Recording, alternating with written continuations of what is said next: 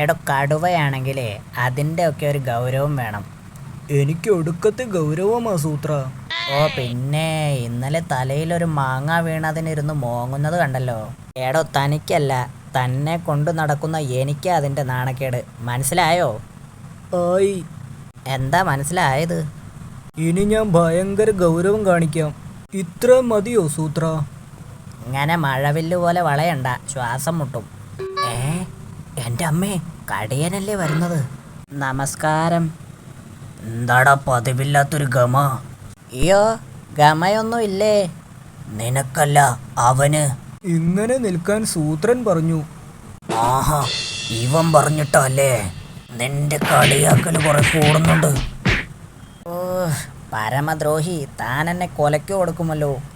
അത് സൂത്ര, ഞാൻ ഗൗരവം. ഒന്തം.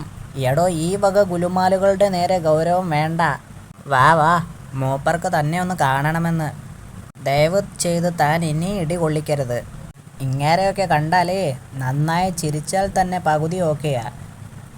ഇയാളൊക്കെ ഇടിക്കാൻ എന്തെങ്കിലും ഒരു കാരണം നോക്കി ഇരിപ്പാടേ. ഞാൻ പറഞ്ഞു മനസ്സിലാക്കിയിട്ടുണ്ട്.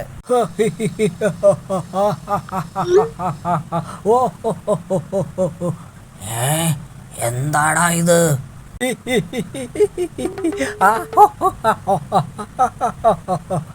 എടാ എന്താന്ന്? ചേട്ടനെ കണ്ടാലേ ചിരിക്കണമെന്ന് സൂത്രൻ പറഞ്ഞിട്ടോ. അയ്യോ, ഇങ്ങനെ കരയാതെ സൂത്ര, നമ്മളൊക്കെ കുറച്ച് ഗൗരവം കാണിക്കണ്ടേ?